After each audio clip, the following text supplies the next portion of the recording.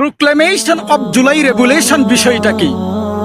2024 জুলাই মাসে বাংলাদেশের ছাত্র জনতা অধিকারের প্রশ্নে এবং স্বাধীনতার প্রশ্নে গণহত্যার বিচারের দাবিতে স্বৈরাচারের বিরুদ্ধে যেভাবে ঝাঁপিয়ে পড়েছে, মুজিববাদের আদর্শের বিরুদ্ধে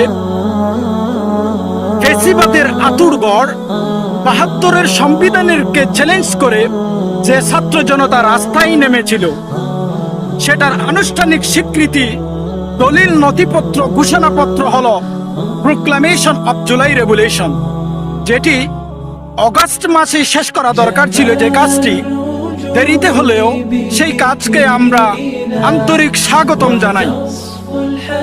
এবং প্রোক্লামেশন রেগুলেশনের মধ্যে থাকবে ছাত্র জনতার ২৪ গণ অভ্যুত্থানে যে একটি নতুন গণ আকাঙ্ক্ষা এবং প্রত্যাশার সৃষ্টি হয়েছে, সেটির একটি এজেন্ডা এবং ইশতেহার আনুষ্ঠানিকভাবে রাষ্ট্রীয় পর্যায়ে তুলে ধরা হবে, যেখানে বাংলাদেশের সকল পলিটিক্যাল পার্টিস একটি সম্মিলিত পার্টিসিপেশন থাকবে, যেখানে আগামী নির্বাচন থাকবে, রাষ্ট্রের সংস্কার থাকবে এবং গণহত্যাকারীদের ২৪ গণহত্যাকারীদের বিচারের দাবি থাকবে।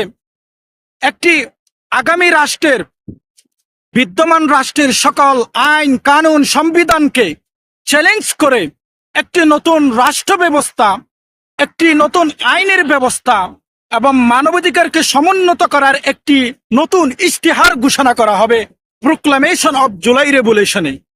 ধন্যবাদ।